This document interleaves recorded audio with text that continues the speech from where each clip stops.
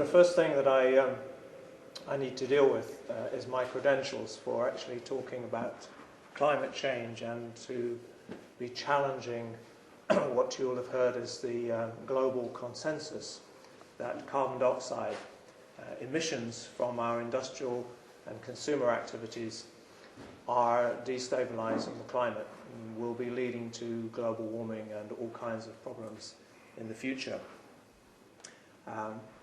I'm an ecologist by profession, not a climatologist, but it was during my work for various organizations who I advise in relation to land use and land use planning that I became aware of two things. First of all, that the climate was changing much faster than I would have expected from a 35% increase in carbon dioxide emissions.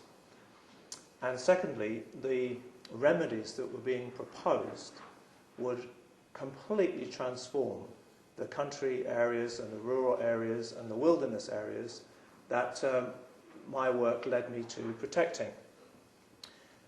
If we were to source 50% of our current energy requirements from the land, which all renewable sources have to come from diffuse areas, solar collecting, wind turbines, tidal barrages, biofuels, then you would have to completely industrialize just about every area of countryside and wild land in Europe just to fuel the current system. And that would be true even if we managed to reduce our emissions and conserve energy probably to about 50%.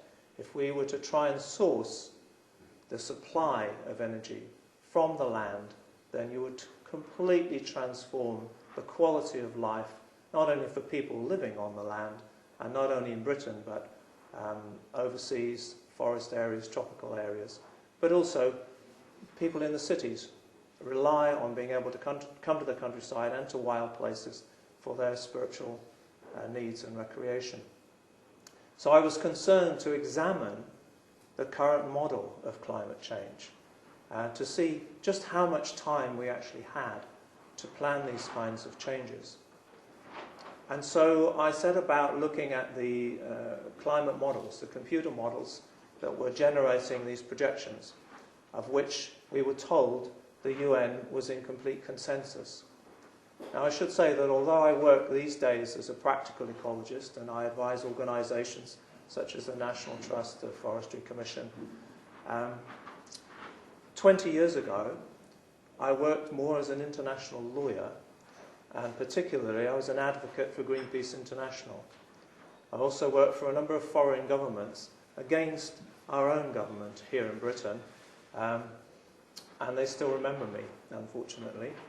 At that time, our own government was engaged in a dumping program of nuclear waste to the bottom of the ocean.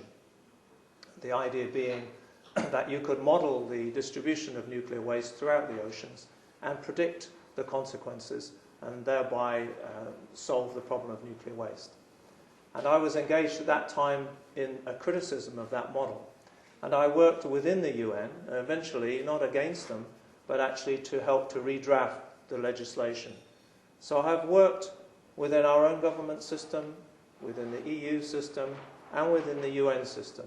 And my speciality was actually to analyze models and look at how they had been constructed and also the relationship between how they had been constructed and the interests that were driving the programs such as dumping waste.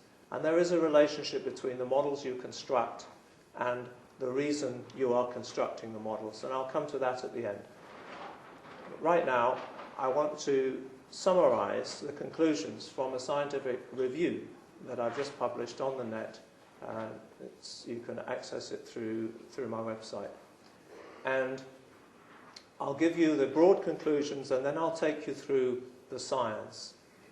First of all, virtually the whole of global warming actually consists of a period of time from about 1980 to 2000.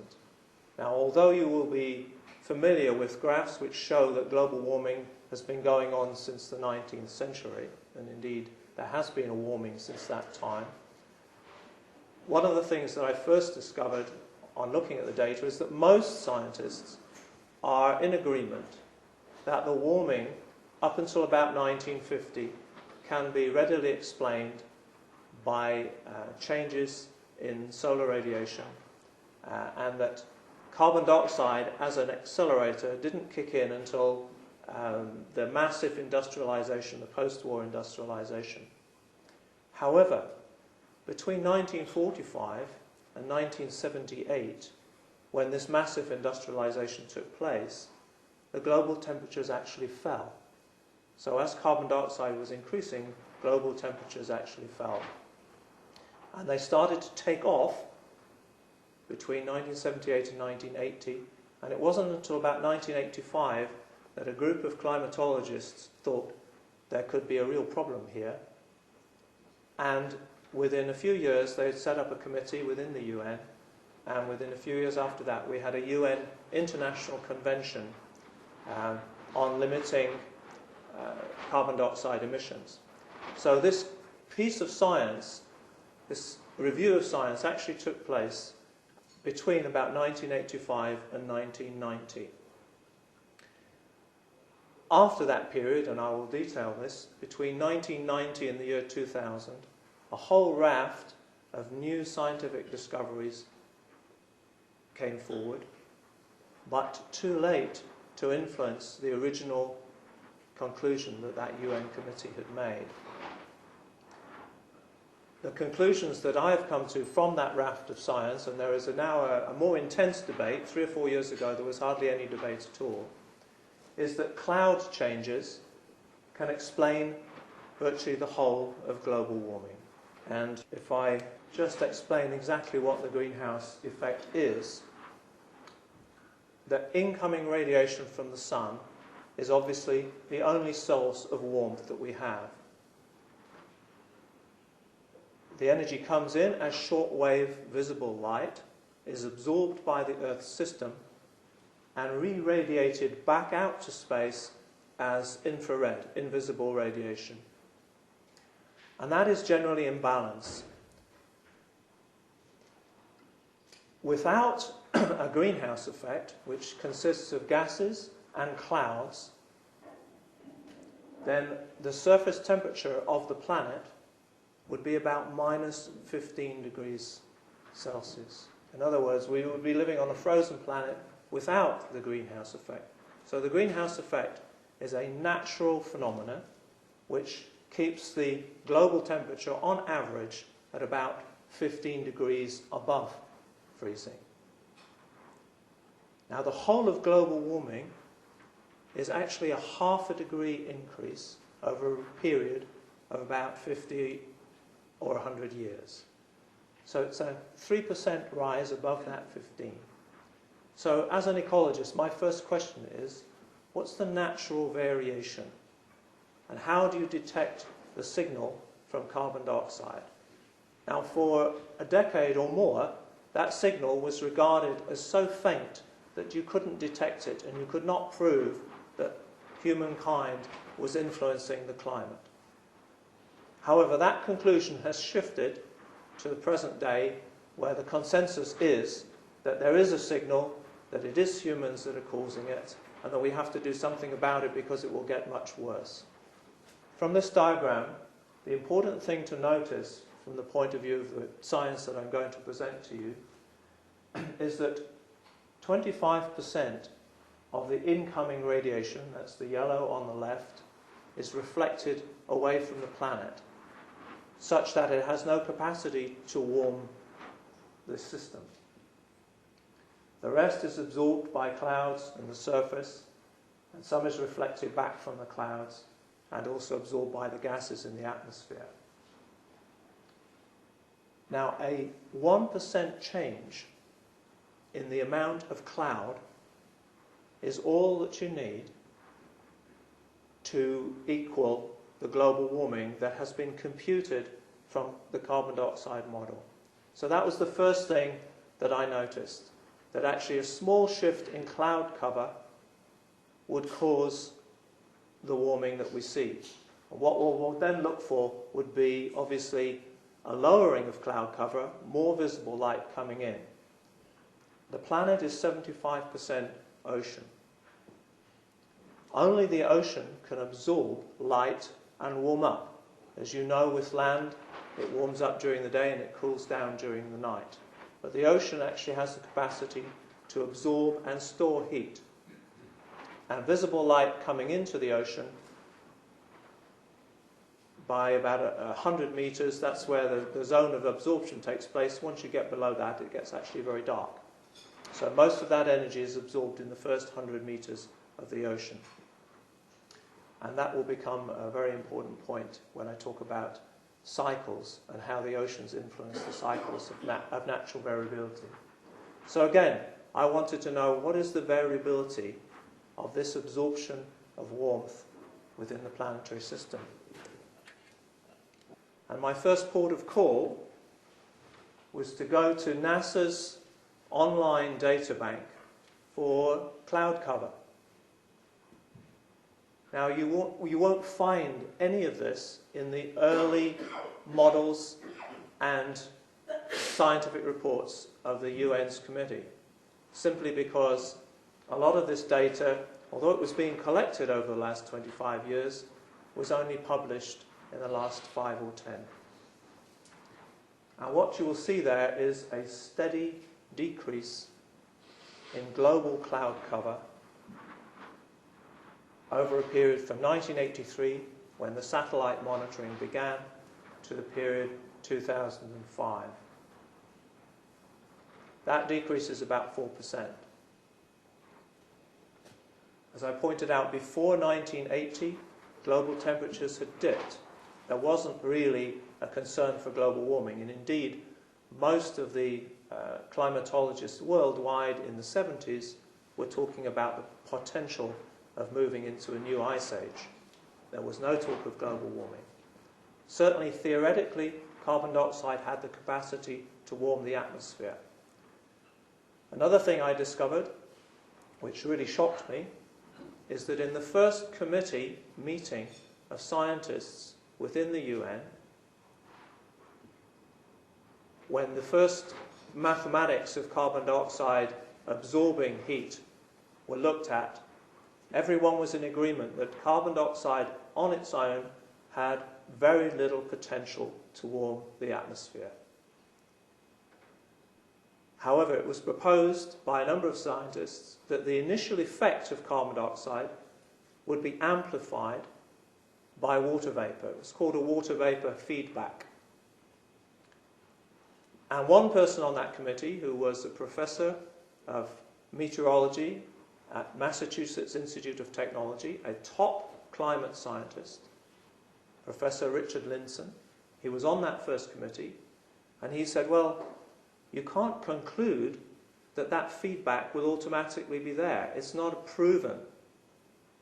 The water vapor could easily turn to clouds, and that would have a cooling effect.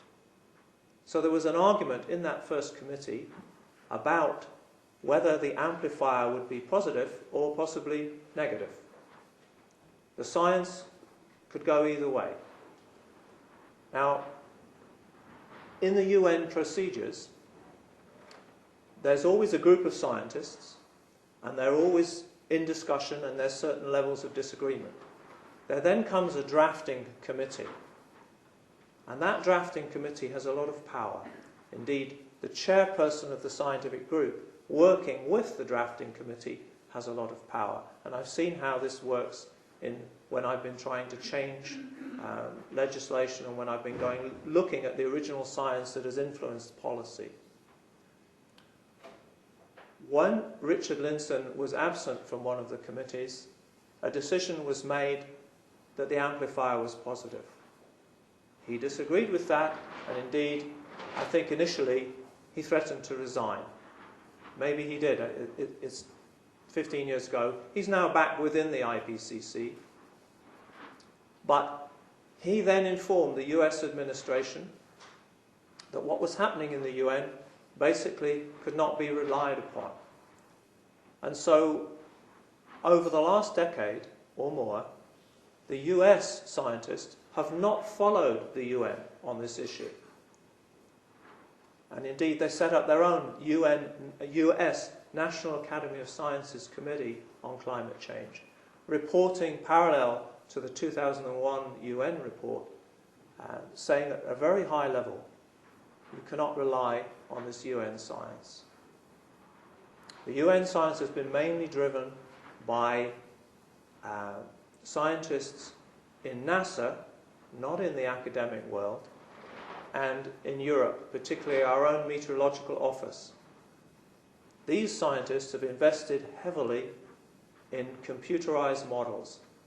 Now, in 1990, when this science began, I would guess that about $20 million was spent worldwide on constructing computer models. We're now looking at more like $2 billion invested in computer modeling, with thousands of scientists, laboratories, jobs, monitoring, and so forth. That generates what I call the vested interest. I've come across such a phenomenon before, I've criticized it, and I've published it in the peer-reviewed literature. Such a vested interest developed among science laboratories and the science infrastructure during the 80s, which basically said you can dispose of toxic material into the ocean as long as you can predict where it's going to go and what the concentrations are going to be and what the toxicity will be at the end of that. And my work was uncovering all of the data that showed that the models weren't working, that things were going wrong. But when we came to the UN to try and change things, we met resistance. Over a 10 or 15-year period, we met formidable resistance. We had to marshal many lobbying countries, the Spanish-speaking countries, the Scandinavians, the Germans, against the British, the Americans, the Japanese, the Russians, and so forth. Science did not work in a completely value-free environment. It worked in a highly politicized environment. So when new data is brought to this current climate situation, and new data I will show you, it meets resistance. It meets resistance not only in the form of all the scientists who've made decisions in the past and have attached their reputations to this model, but it meets resistance because there's also been massive investment, billions of pounds, based upon the assumption that if you reduce emissions, you will prevent climate chaos. As I will show you, reducing emissions will have virtually no effect on what the climate does next. Now, there may be good reasons to reduce emissions. There are good reasons to reduce emissions, but I would say slowly and sensibly.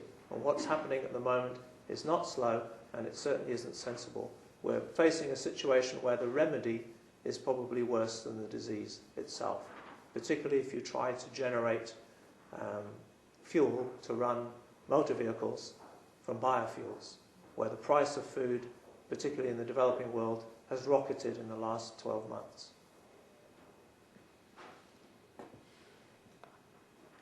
So, coming back to the science, cloud cover has decreased by 4%. That's more than enough to warm the planet to the levels that we have seen. This is a graph of the albedo, which is the power of clouds to reflect light away from the planet. Again, this data is largely coming from satellites and independent research laboratories in the United States and published in the international peer-reviewed literature. This is about 2005 published. And there you can see that drop from the left of that graph over that period of time. That represents a fall in the albedo. That means less light is being reflected away from the planet. That light is coming in and it is warming the surface of the oceans.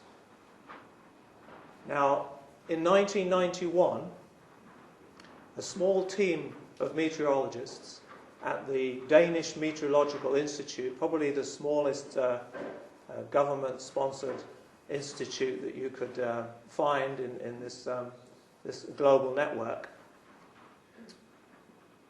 They showed that the global temperatures, and particularly the temperatures in the north of the hemisphere, the northern hemisphere, paralleled the evolution of the sun's magnetic field. This was published in 1991. Global temperatures have not risen in a completely straight line as the carbon dioxide has risen.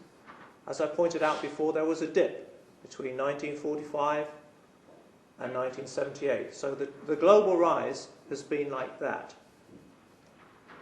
And the electromagnetic field of the sun has also done the same thing.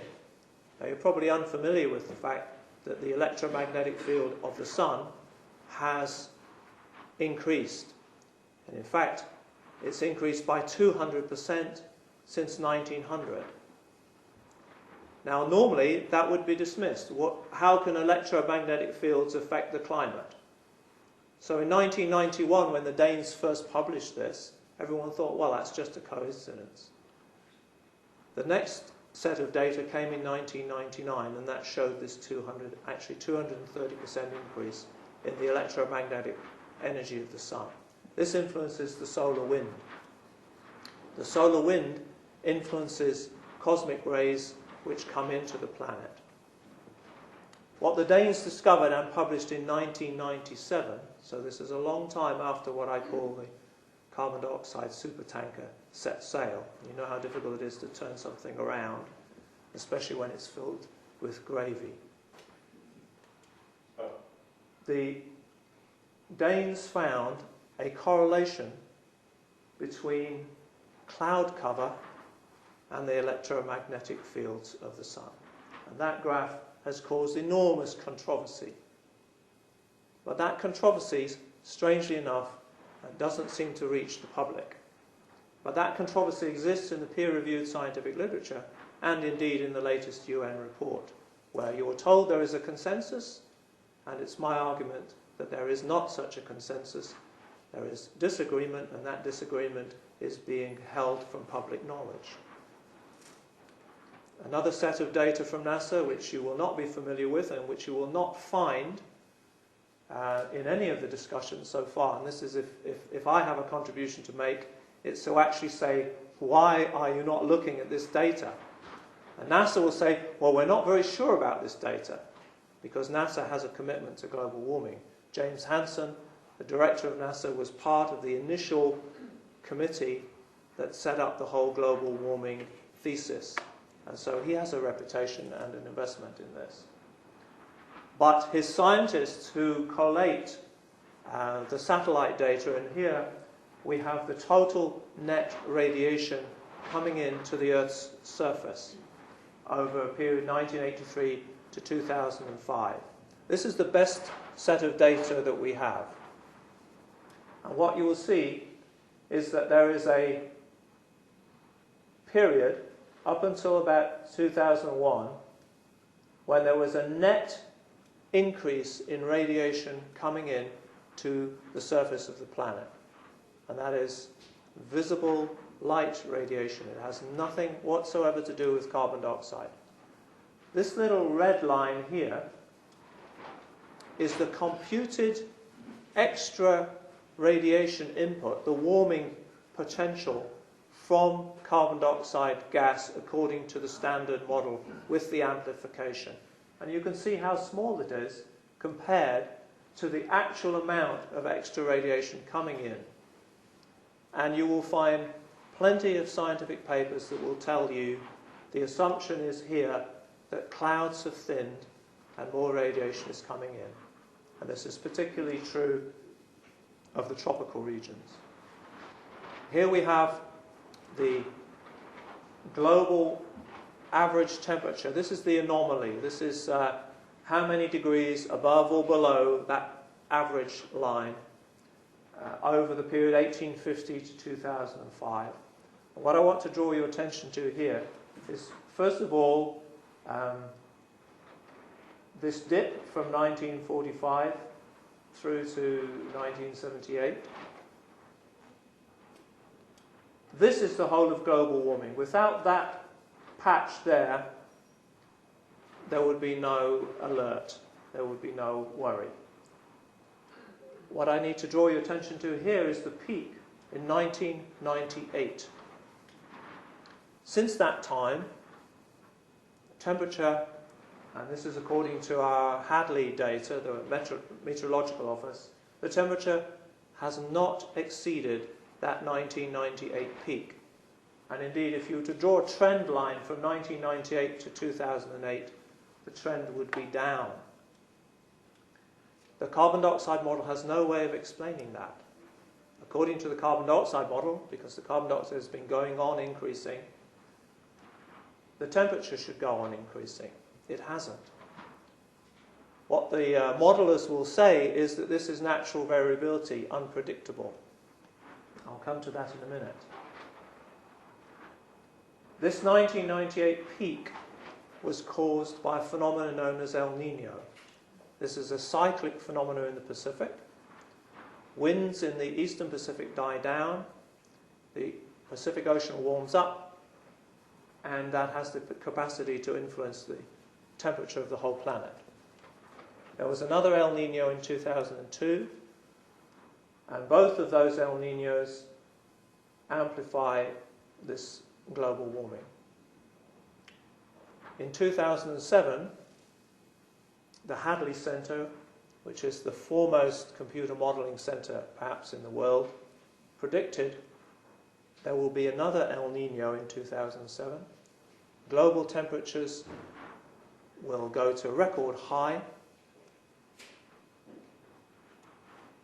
and they were wrong.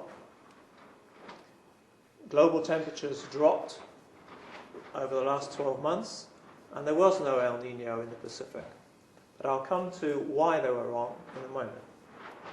I also went back to what we might call the paleo-ecological record. What has the climate been doing in the past? And particularly, are there any cycles of natural variability? There are various ways in which you can calculate what the climate has been doing in the past, usually looking at isotopes of either carbon, or you can also look at isotopes in the atmosphere which are caused by cosmic rays coming in, and they show cyclic variability too, which also means that the cosmic rays have been varying. And here we will see that many thousands of years ago, but a mere blink in geological time, and certainly after the end of the Ice Age, we had what's called a Holocene climate optimum period, about 8,000 years ago and about 4,500 years ago. And that those temperatures were about 2 degrees above current temperatures. So we've already had quite a significant global warming since the last Ice Age. We also had a Roman climate optimum when they would be growing wine in Britain.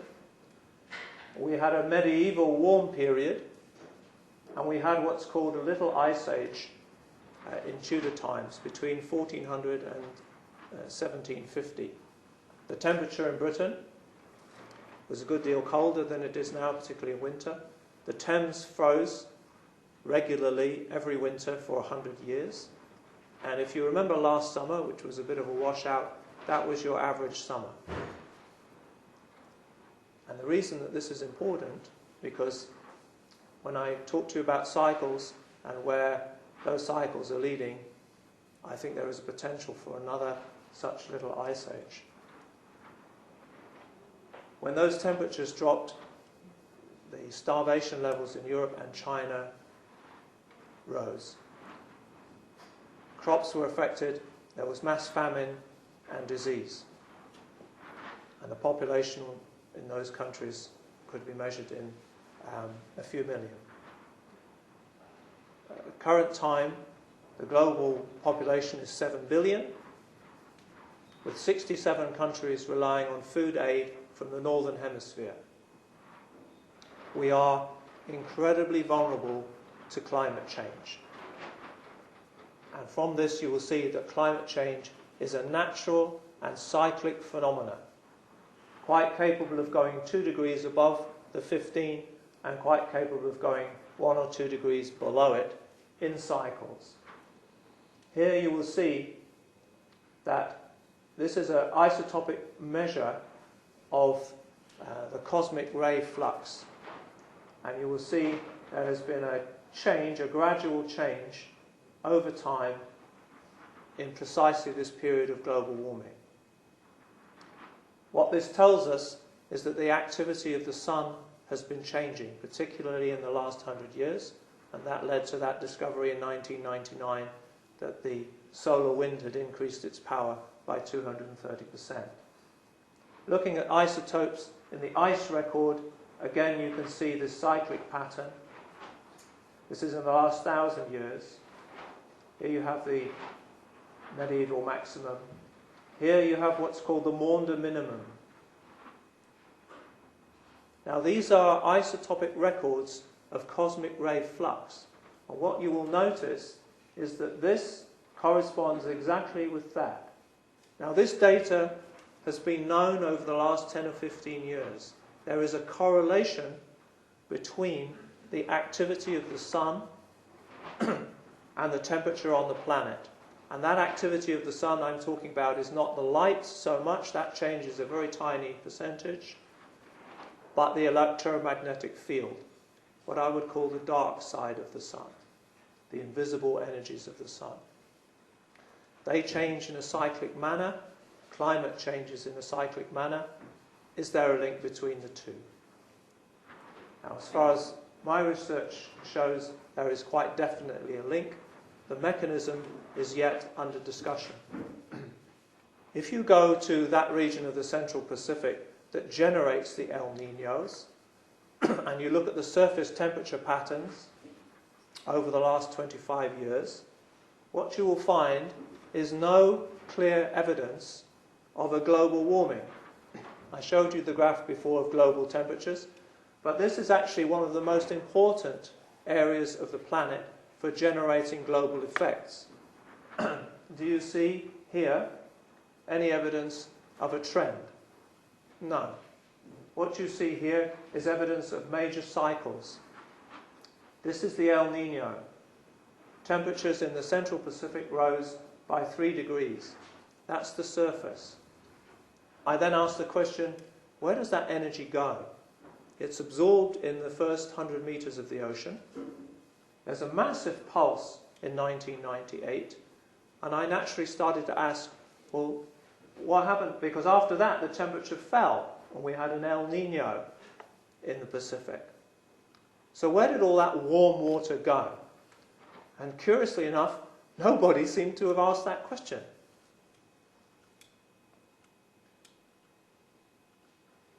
Again, if you look at ocean temperatures in relation to the solar cycle is in red, the ocean temperatures are in blue, what do you find?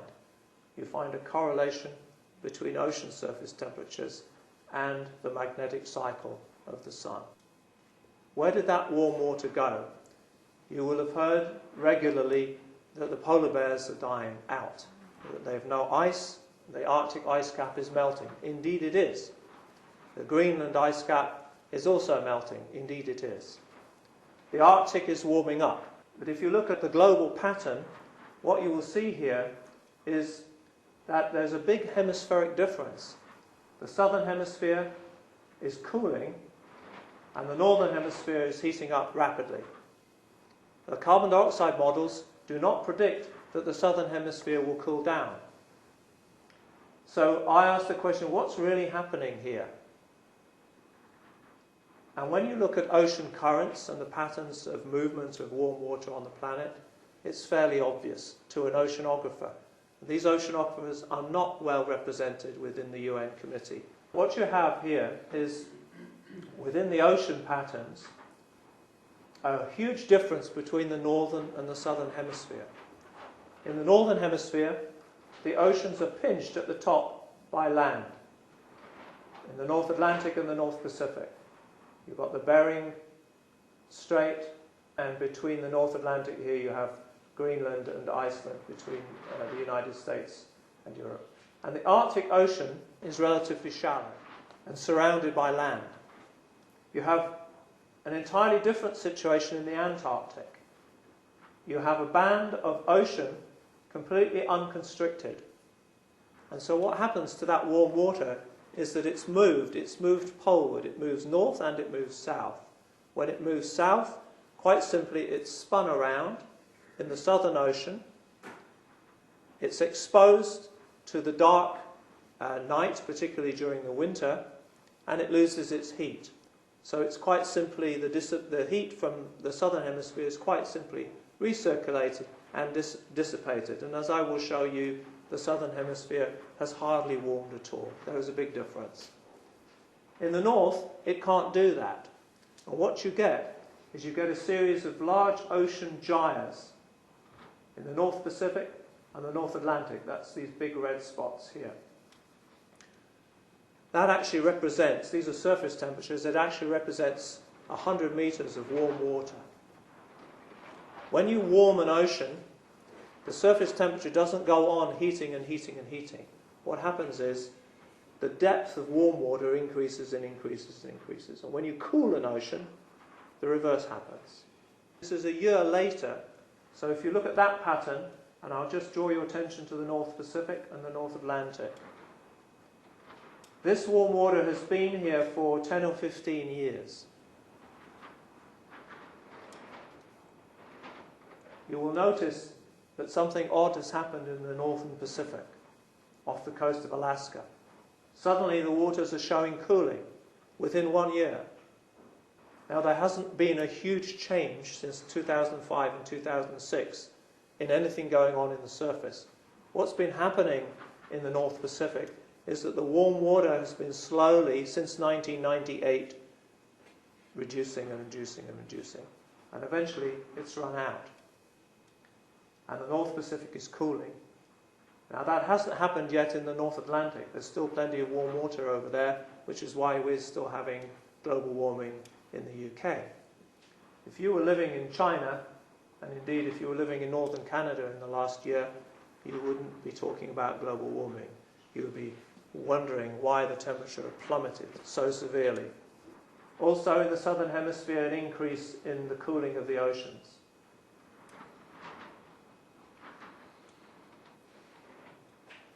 You can see this in the latest data.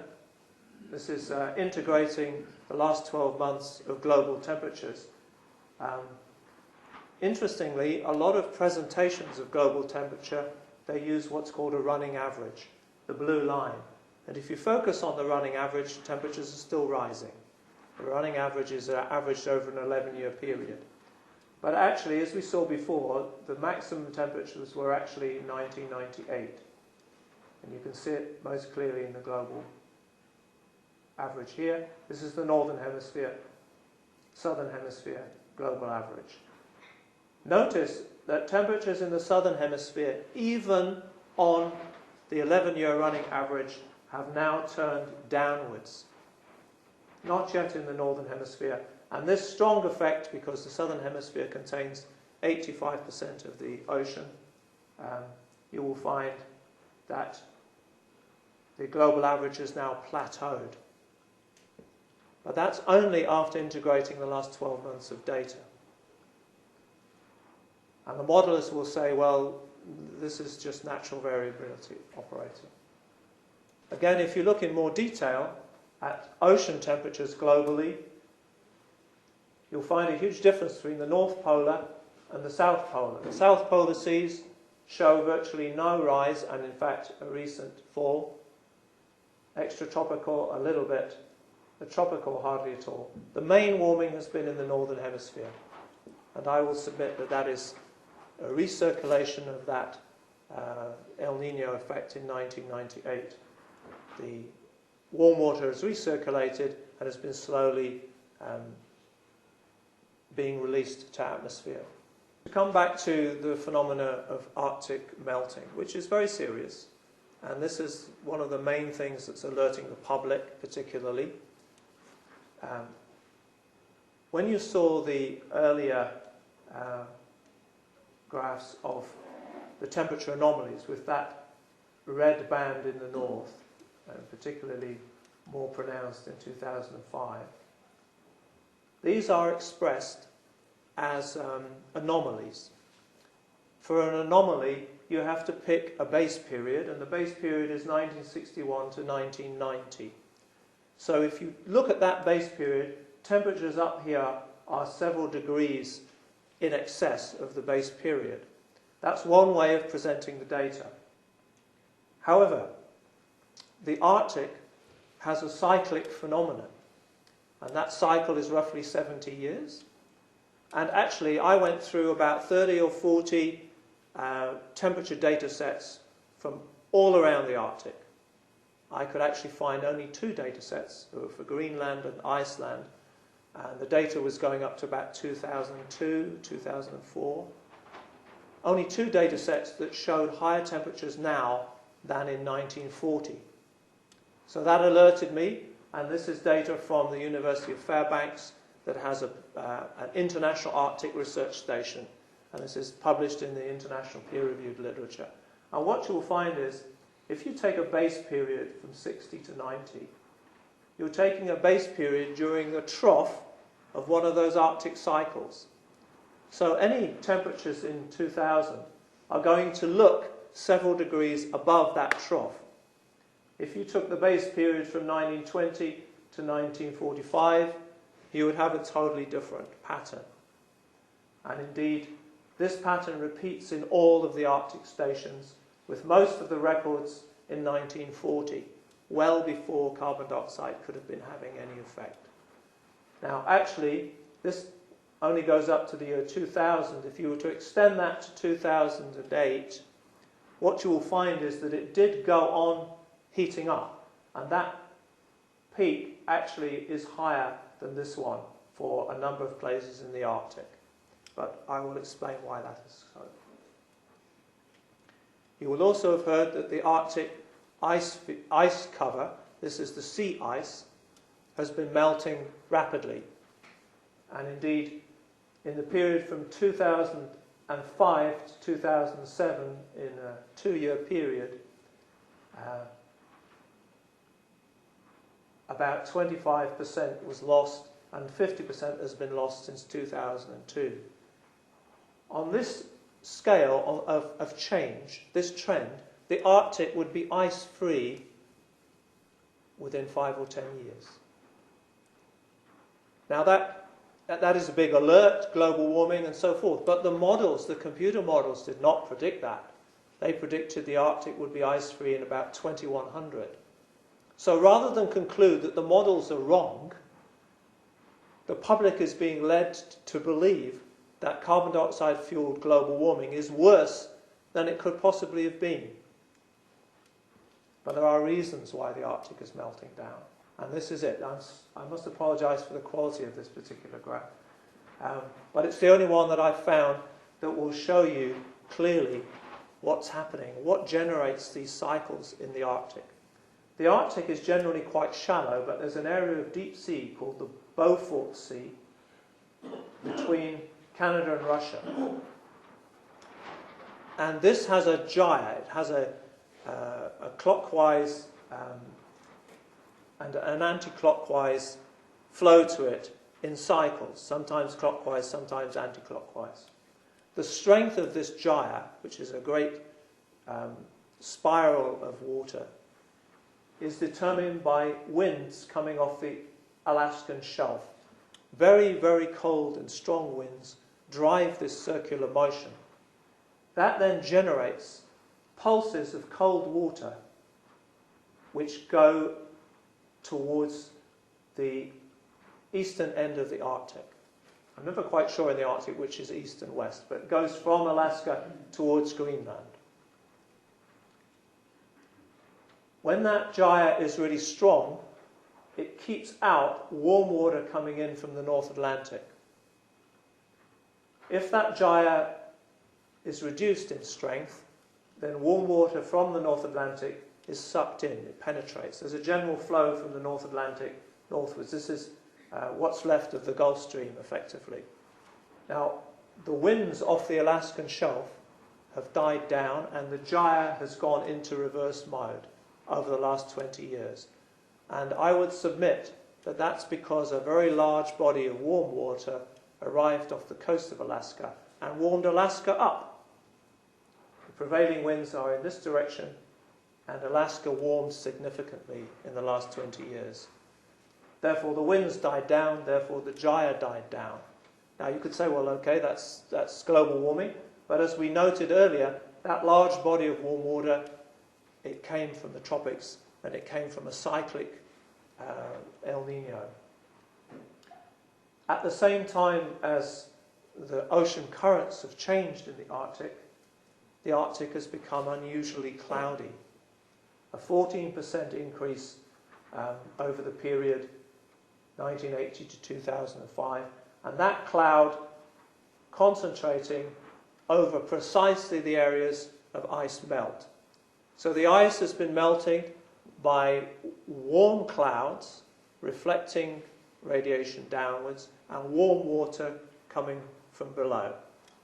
And so it has melted extremely rapidly. But that is caused by cyclic phenomena.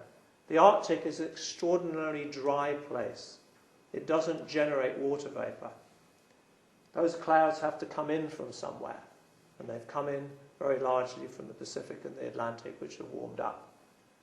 So the Arctic is indeed melting down, has melted down, and in my view, that is a cyclic phenomenon. If you talk to Arctic scientists, they will tell you this is a 70-year phenomenon. There will be a global warming carbon dioxide component, but it's relatively minor. So returning again and looking for causation, here we have that pattern of energy related to the solar wind as it is transferred to the geomagnetic field. This is the Earth's magnetic field. And what you will see if you measure the Earth's magnetic field is that going from 1900 to present time, this is your 200% increase in the Earth's magnetic field. It coincides with sunspot activity. This is the carbon dioxide, obviously showing no real cyclic pattern, but we will notice here enormous cyclic patterns, and you find that in the temperature profiles here. Shortwave radiation coming in at the surface of the oceans. Again, a large hump over the period of global warming. Here's the radiation coming in, measured by NASA. And this is looking a little bit more at the cyclic patterns globally and in low latitudes in relation to temperature, but also in relation to the El Niños, which are marked here as red, and volcanic activity. Volcanic activity is capable of suppressing global temperatures, but the effect lasts for 2 or 3 years. The last major global effect was in 1991, when temperatures dipped afterwards.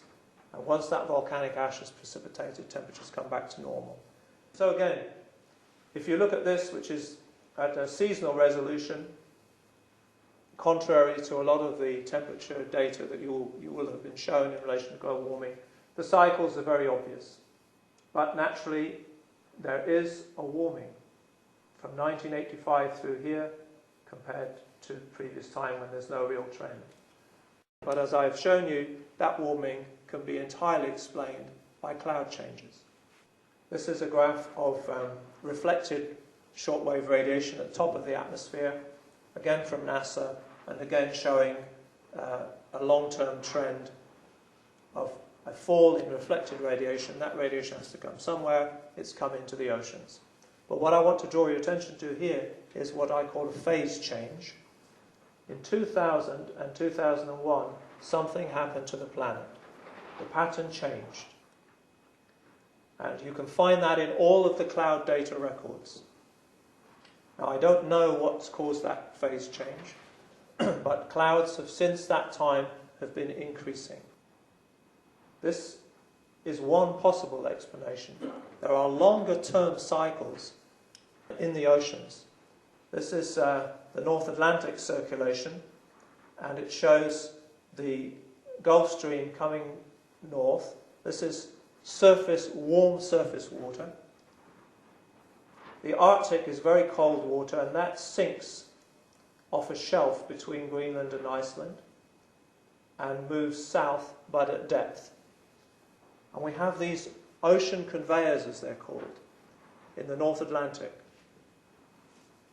And it's possible that these are influencing the longer-term cycles. And this global conveyor, several measurements over the last 50 years have shown that it's slowing down. It's slowed down by about 20% in 50 years. If you extrapolate that, then it wouldn't stop for another 150 or 200 years. But actually, that pattern of slowing may be hiding not a linear relationship, but an exponential relationship, i.e. a change that accelerates. And up until a couple of years ago, I thought this was a real possibility, and indeed many oceanographers, particularly in the United States, were warning that if this circulation shuts down, the whole of the northern hemisphere between North America and Siberia will freeze, deeply freeze. And that could precipitate a little ice age. That's the global conveyor. That's what's happening in the North Atlantic. And what you'll see here is that the surface waters give up their heat at this point, and a similar phenomena happens over here in Alaska. And it's this recirculation of global heat. So as the sun cycles its electromagnetic effects, and as they affect the clouds, that heat is then absorbed by the oceans, and it's recirculated by the oceans in what are actually fairly complex oscillations. There are oscillations in the southern Pacific, the northern Pacific, and the North Atlantic on 20 or 30-year timescales. There are oscillations in the Arctic on 70-year timescales. There are global cycles, there are solar cycles affecting the globe on 80-year, 400-year, 1,500-year cycles, possibly also 5,000-year cycles. And what you have, therefore, is cycles affecting the global heat content of the ocean. And this is a measure of that heat content, how much heat is stored in the first few hundred meters of the ocean. And this particular set of data, which is very controversial, for reasons I'll explain in a minute, shows that between 2005 and 2003, over a 2-year period, there was a massive loss of heat, of stored heat, from the oceans. This was published in the international peer-reviewed literature in November of 2006 by oceanographers at the Scripps Institute of Oceanography in San Diego, one of the foremost oceanographic institutes in the world. This loss of heat can only be explained either by its re-radiating to space or it's going deeper into the oceans. The oceanographers did not think it was going deeper into the oceans, and they suggested that it was being lost to space. Now, I could also show you, I haven't got them here, data from NASA which shows over the same period of time a huge pulse of heat being lost to space. But they've pulled that data, saying that they think it's an instrument error. In April of 2007, all of this data was also pulled with the explanation that they felt there was an instrument error. So two of the most important data sets in relation to a loss of heat from the planet have been withdrawn, and the data is being re-examined and the instruments are being recalibrated. Now, personally, I think that is pretty unprecedented. You're dealing with NASA satellites, dealing with an enormous amount of science and money that's been spent. The same goes for this data set, which relies on special deployments of floats at different depths in the ocean, rigged in with all kinds of monitoring and radiometrics and satellites and so forth. So this data shows a massive global cooling very recently, and at the moment it's subject to controversy, And so it is not being discussed within the UN at the current time, because the latest UN report was published in 2007, and they simply say, but this data is controversial, so they don't really deal with it. How many of you are familiar with the fact that over the last 12 months, the global temperature has dropped by as much as it gained in the last 50 years? It hasn't been trumpeted around the globe. The media have not really publicized this, but this is data from NASA, the Goddard Institute of Space Studies. You will find, if you can find it, that our own meteorological office has similar data, but it's not that easy to find on their website. Their explanation, the modeller's explanation, is that this is natural variability and it's not predictable. Well, it isn't predictable by their models, because their models do not incorporate the kind of cycles that I've been talking about. Those computer models have no effective and reliable means of predicting cloud cover. They cannot model the El Niño cycle. When they run their models, they don't have the El Niño cycle. They have no way of modeling any connection between the solar electromagnetic field and its variations and cloud cover. Even though they will admit there is a link, they have no mathematical way of modeling that. This does not exist in the models. These are my own estimates, which I would defend, and I would be willing to go to any institute that would actually argue with me. But at the moment, they're not that keen to do so. I would suggest to you, for my own very simplistic analysis, but sometimes simple analyses are actually more accurate than computer ones. And I have a good track record of doing that kind of thing and being proven right, that greenhouse gases contribute about 15 to 20% of global warming. And industrial and consumer emissions are a percentage, maybe 3/4 of that. In other words, if we halved global emissions of carbon dioxide from all industrial and consumer activities, you would be looking at 7% of the driving force and have no effect whatsoever compared to what the cyclic pattern is going to do next. Cloud thinning, I would suggest it could be as low as 25%, it may be more. The ocean cycles, adding another 25% to that. There's a solar electric effect. Now, I actually think that would be factored into the cloud effect, and likewise the cosmic rays. I am not sure that the Danes are right, and that it's cosmic ray changes that are actually causing the cloud changes.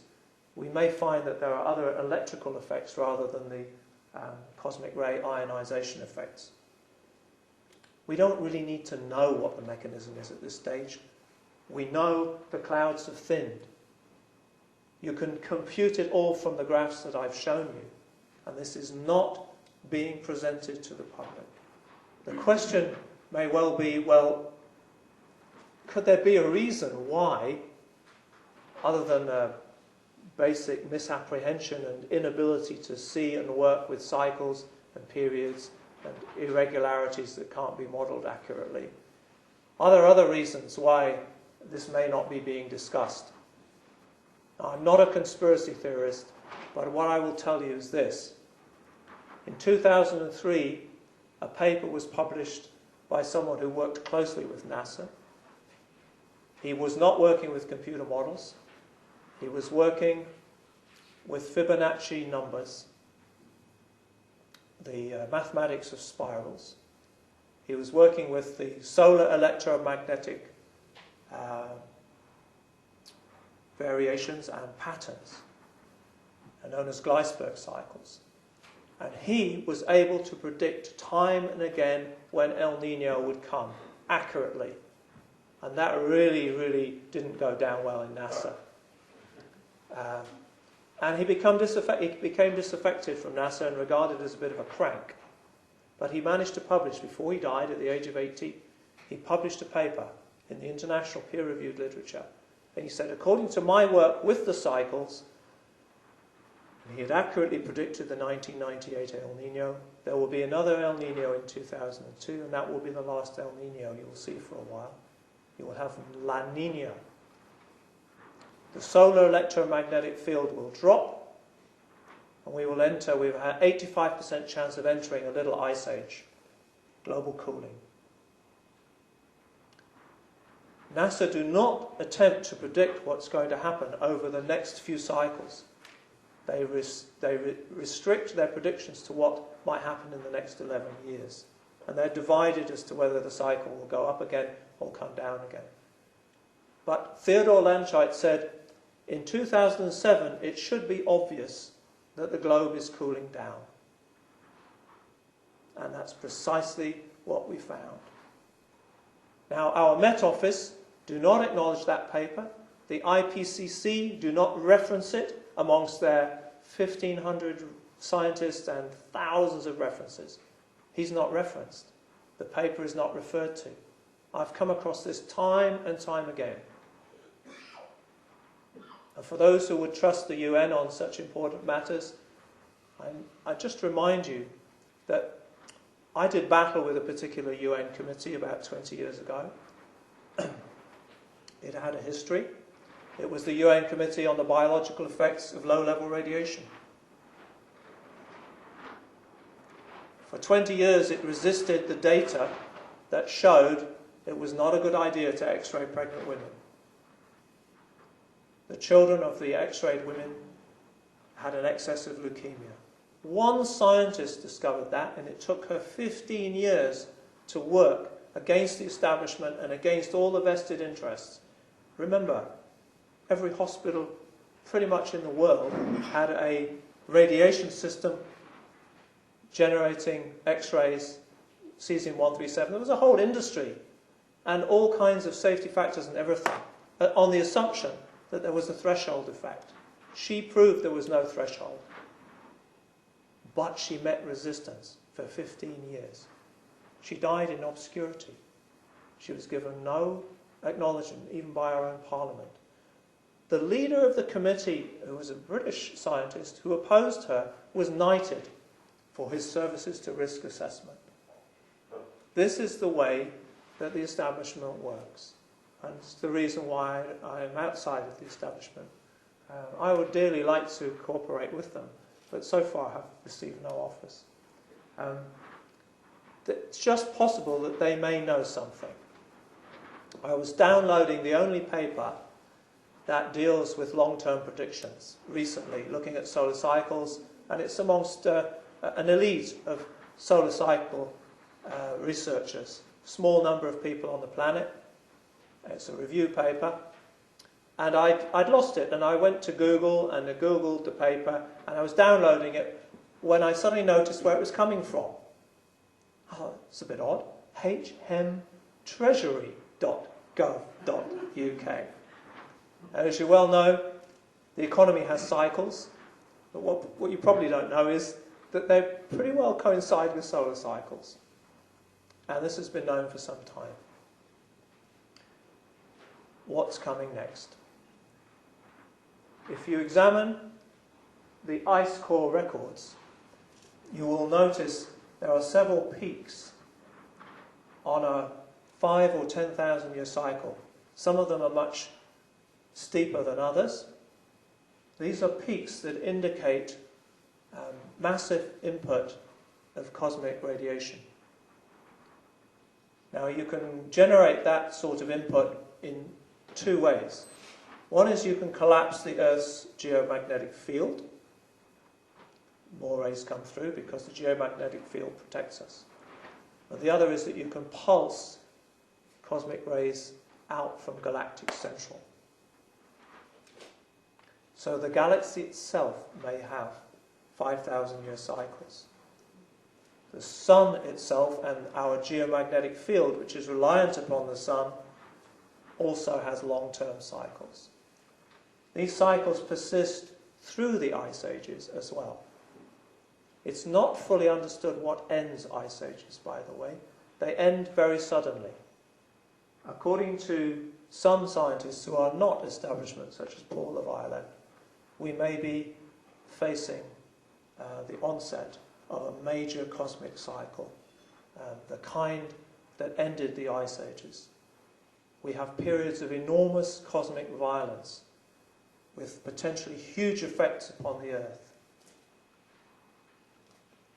Now, how many of you have seen Al Gore's film, The Inconvenient Truth? Millions of people all around the planet have seen that film. You may have heard there's disagreement among scientists. Well, actually, not really. Now, Al Gore, in his position as a former vice president, was in exactly the right place to be privy to all of the scientific discourse that went on between the US National Academy of Sciences and the UN, particularly in 2001 when the US National Academy of Sciences recommended to the US government that the UN reports were not reliable enough to base policy upon. He was well familiar with the testimonies to Congress by Professor Lindzen, Professor of Meteorology at MIT. He well knew that there was disagreement among the scientists. He also would have known, when he presented his graph, and if you remember the theatricals, where he walks along and has to use a stepladder to describe what happens to carbon dioxide recently compared to what it's been doing. Yeah? Implying, of course, that carbon dioxide is driving global temperatures. His whole presentation is based on that assumption. But what he did not draw anybody's attention to, which is accepted by all such scientists in the field, is that there is a small time lag between carbon dioxide rising and temperature rising in the ice record. Small enough not to notice in his presentation. It's about 800 years. When you're doing 100,000-year cycles, you hardly notice.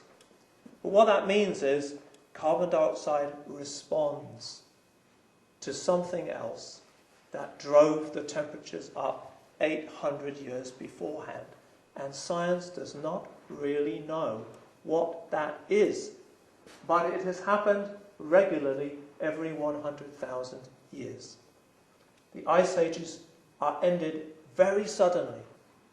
In Britain, the temperature went through 16 degrees Celsius in 50 years at the end of the ice age.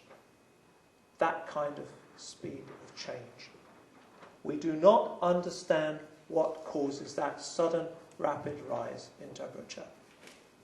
But what we do know is that it is cyclic.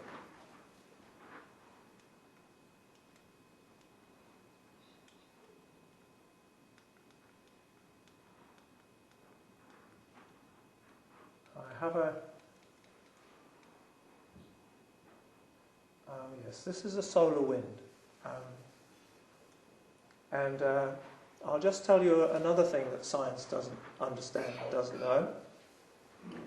When the solar wind, which is a plasma, is dissociated hydrogen, so it's ionic, and it carries an electric charge and it carries a magnetic field with it. It's a fascinating subject, something maybe we can talk about.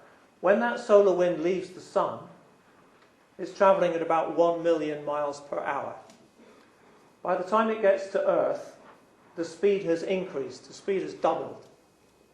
Something accelerates the solar wind, and it goes on accelerating out to what's called the heliocores. Our solar system is actually like a plasmic egg floating in space. Nobody knows how that accelerates. It's a scientific mystery. There was a theory by a Swedish Nobel Prize winner called Hannes Alfvén that we live in an electric universe. That theory is not currently favoured, but I rather suspect it will come back one day, because he was the only person who could explain why the solar wind accelerated. Nobody talks about it now. That's just to tell you that there are some mysteries. The sunspots that you hear about, they are dark because the actual surface of the sun if it wasn't for something called the photosphere, is not hot enough to shine. That surface has little holes in it which are generated by magnetic anomalies, and you look through into the sun and it's dark. So what I would suggest to you is it's the dark side of the sun that we need to be studying. And the whole of science doesn't really understand about the dark side of anything. And right at the beginning, I said, not only do we have a lot of science going on, we have a lot of deception. You're well used to deception at high levels in this country, with dodgy dossiers and reasons for war on terror. We now have a war on climate. I would suggest we also have a dodgy dossier on climate. And we have a global leader who has been awarded the Nobel Prize. It ought to be the Nobel Prize for deception. And he would draw our attention to carbon. And I just thought I would juxtapose his thesis, which is carbon-based, with what I think is really going on, which is the sun, which is hydrogen-based. He would have us keep our eyes on carbon, which is an earthy life form. We are carbon life forms, and we are complex, and we are conscious, and therefore we are concerned with our survival. And as conscious beings concerned with our survival, which we know is limited, then we are also conscious of certain death. And as somebody once said, there's one thing certain in life, death and taxes. Well, courtesy of Mr. Gore, we are about to have carbon taxes as well. So somebody is drawing our attention to our earthly nature, our carbon nature, our fearful nature, and the fact that we were quite happy to pay in this state of fear and concern, and encourage carbon trading, carbon credits, carbon banks, and the evolution of a global currency. Up until now, we've had the dollar, we've had the yen, we've had the euro. It's quite a thing coming. A global currency in carbon. Everything measured, everything taxed, all well and good. Except that requires a global bureaucracy. And it also requires a global bank. And if you have shares in that bank, you're onto a winner. As soon as the United States goes for global carbon trading and the world turns and China comes in, you have an enormous new global system. No more gold, no more silver. Carbon. Guess who is building that bank? The best bankers in the world, Goldman Sachs. Not known for their democratic constitutions or visibility. A few years ago, Goldman Sachs appointed a chief executive of that bank. Our dear friend Mr. Gore. He doesn't tell you that in the film. He doesn't tell you that when he was audited in about 6 years ago in terms of their congressional process, he was worth about $2 million. And since he's been on the carbon trail, his net assets have risen to about $100 million. And I do not know what his share options are in Generation Investment Management, which is the Goldman Sachs vehicle set up in the United States, and also active now with $1 billion worth of asset management in relation to global warming and carbon currency. He doesn't make a point of that in his film. Perhaps that's okay. In America, they have this attitude that you can make money out of the truth. If you focus on the hydrogen, it's a solar elemental. It's very simple compared to complex carbon. It's also cyclic. It exists in a plasmic web. No linear relationships here. It's ethereal. It's eternal. Complex life forms are continually being destroyed. Hydrogen is elemental. It's a free spirit. It's original. It's the original source. It's the first atom. And dare I say, it's linked to the creative source, if you regard the sun as a creative source, which I do. It's led to the whole of evolution and the whole of these complex life forms. What I am suggesting to you is that there is a global tendency, I wouldn't say conspiracy, to get you to focus on carbon and fear rather than the sun and spirit. If you are in fear, you are very easily misled and deceived. If you are in spirit, you cannot be deceived. You are in touch with your eternal nature, and you're not likely to worry too much about global cycles of destruction, which are a natural process. But in normal consciousness, we are afraid of the future. In our spiritual consciousness, we are not so easily manipulated. And if we knew what was coming on a spiritual level, we would behave differently. So we've been offered one form of redemption through carbon footprints and carbon taxes and globalization and ways of combating or even surviving global warming. We are actually faced with a climate crisis, and it might be in the opposite direction, as I've pointed out. We are extraordinarily vulnerable to climate change in our human ecology as well as our biodiversity, the forests, the wildlife that we value, the countryside that we value. But what I'd really like to talk about is what redemption might mean. It's not just ecological in terms of sustainable dwellings, organic agriculture, forests, water conservation, and also lifestyle. If we were to turn to become 80 or 90% vegetarian, reducing the meat in our diet, we would liberate vast areas of agricultural land. There wouldn't be the food crisis that we have now. And we've got maybe 1 or 2 years in which to change that lifestyle, to reduce our consumptive nature. But that would require enormous economic changes. We would need to balance the kind of competitive economies that we live in at the moment with a sharing culture. And that would take enormous changes in the way we work with capital.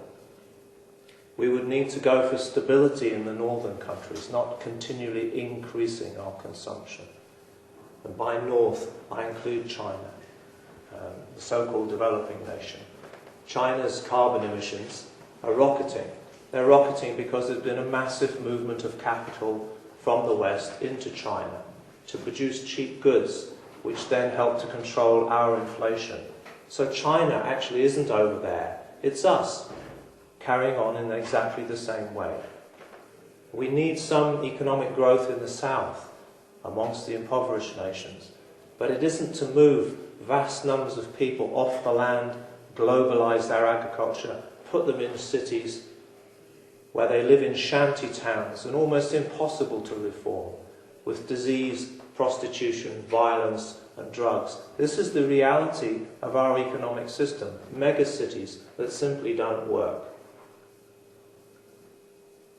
But in all of the changes, ecological and economic, that we need to make, fundamentally we need a spiritual change. And we need that because all of those sensible, rational changes, we know what we need to do. They're not happening.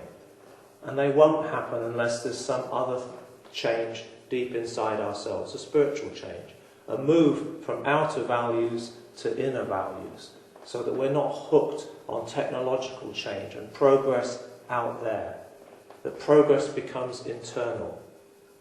It becomes a creative process of whether or not one has written a song or a piece of music or a work of art or built a house or brought up wonderful children. Our creativity needs to become also a personal and a communal living. And I believe fundamentally at the bottom of all of this madness, this growth, this consumptive disease that's taken over humankind and does threaten the planet. Not the planet in the long term, but our role in it. And that is an acceptance of death, an acceptance of decay. They understand this in some cultures. The dark elements of the earth and the mother and material reality. We all face death. It will come. And there needs to be a spiritual preparation for that, a welcoming of that, not a continual avoidance. War on cancer, war on disease, war on poverty. This is military mentality, survival mentality. We have to go inside. Now, there are appropriate technologies. I've worked with technological answers. For 3 years, I worked as an advisor on the Community Renewables Initiative of our own Department of Trade and Industry and the Countryside Agency, looking for technologies that were appropriate scale, technologies that further community living. So, for example, there is a role for large technology, marine location of these huge turbines, not in wild and beautiful places like the Isle of Lewis and the Hebrides and Romney Marsh and our beautiful vales and hills, which are not protected. Small-scale combined heat and power, not centralised huge power stations. There's a role for small power stations located in small towns running on short rotation coppers. Household demand using solar passive, solar photovoltaic fuel cells, decentralised forms of technology. And yes, we'll still have to use fossil fuels right up to 2050. The Royal Commission, when it looked at how we could reduce our demands by 50%, assumed that we would still have a base load of fossil fuels. So cleaner coal comes in. Gas, there will still be a gas economy for many decades, but that gas needs to be restricted and used, for example, for domestic gas for cooking, not for burning in massive power stations. Gas and coal will still probably provide 50% of our electricity by 2050. Public transport could use biofuels, but it would be madness to put biofuels in the same consumptive machine that now has private transport, motoring going all over the planet. There simply is not enough to do that. There's not enough space to grow that crop. Private transport needs to decline as a cultural phenomenon. Aviation also. The development model itself needs to change. It needs to become a rural development model for the planet, not a city-based development model. And there is also a role for carbon sequestration. We need to restore many of the ecosystems of the planet that have become degraded. But that carbon sequestration and restoration needs to be a grassroots operation where it keeps people on the land and supports their community and their indigenous culture. I've actually been involved in initiatives where we've been trying to visualize that. We've been building computer models which can be taken to councils and local authorities, which visualize the landscape, which model the landscape. For example, there's a model that we developed with my small communications company called Ethos, where we created a landscape that you could fly into and you could visualize from the different angles what a future might look like.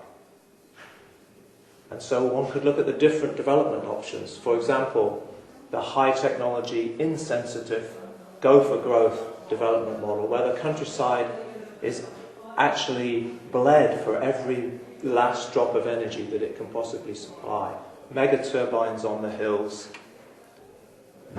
biofuel power stations, wood chip power stations, where you plant commercial forests and then you chip them and then you burn them. This is madness. There are alternatives.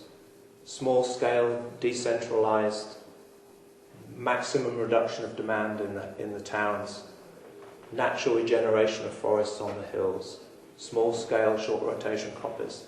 The technologies are available, the designs are available.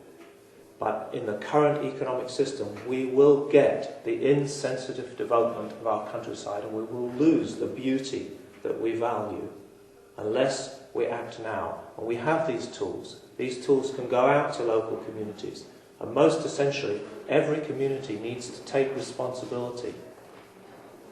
The technology that we use must be not developer-led, where some huge company decides it wants to develop so many turbines here and gives you no alternative choices. The community needs to look at its resources, at what it values, at the technology available, and the community needs to make those decisions. And government must empower that process. At the moment, government sides with the developer. Government needs to side with the community, and it's no good giving community responsibility and then not the resources, the finances, to employ the experts that are required to serve that community. This is our real redemption. It's community-led, it's creative, it's internal values, and that's what we need to export. We need to change the world development model. And if not, then we have a future. I've no doubt about that. It will be a survivalist future without beauty.